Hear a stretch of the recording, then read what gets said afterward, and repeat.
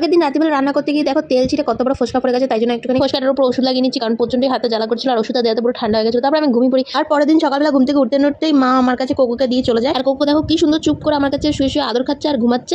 আর তারপরে ও ঘুম থেকে উঠে আমাকে অনেক আদর করে দেয়। আর তারপরে আমার চলে আসে এখানে নাইকা থেকে পার্সেল, যেটার মধ্যে আমি অর্ডার করেছিলাম একটা শ্যাম্পু আর কন্ডিশনার ডি ফ্যাবুলাসের। বাট এত বাজে প্যাকেজিং, কি বলবো, এত টাকা দিয়ে অর্ডার করেছি তার মধ্যে দেখো কতটা শ্যাম্পু পড়ে গেছে। এরপরে স্নান করে চলে এসেছে আর এই দেখো স্নান করতে গিয়ে আমার হাতের এই ঠোসকাটাই ফেটে গেছে। এরপরে পান্তা ভাতের একটা ভিডিও করেছিলাম, যেটা কিনা অলরেডি পোস্ট করা আছে, তোমরা চাইলে দেখতেই পারো। আর আজকে ছিল শীতলা পুজো, তো সেই কারণে আমাদের বাড়িতে আজকে শীতলা পান্তা খেতে হয়। তো আমি দুপুরবেলা তার জন্য এখন বসে পড়েছি পান্তা ভাত খেতে। আর কার কার এই গরমে পান্তা ভাত খেতে ভালো লাগে অবশ্যই কমেন্ট করে জানাতে কিন্তু ভুলবে না। তারপর একটুখানি মিষ্টি দই খেয়ে এখন দুপুরে ভাত ঘুম দিতে শুয়ে পড়েছি। আর পান্তা ভাত খেতে তো এমনিই ঘুম বেশি পায়। সন্ধ্যাবেলা ঘুম থেকে উঠে দেখলাম বাড়িতে খিচুড়ি প্রসাদ এসেছে। বাড়ির সামনে হয়েছিল কালী পুজো, তো সেখান থেকেই দিয়ে গেছিল। অল্প একটু খিচুড়ি প্রসাদ খেয়ে এখন বসেছি এই ছানার গতি করতে, কারণ এই ছানাটা না এত গরমে না দুধ এমনি ফেটে যাচ্ছে, তো সেই কারণে এতটা ছানা হয়ে গেছে। মা বললো কিছু একটা বানা, তো সেই কারণে এই মিষ্টির আইটেমটা বানিয়েছি। এটার ভিডিও আমি পরে পোস্ট করে দেবো, তোমরা চাইলে দেখতে পারো। তো চলো আজকের মতন বাই।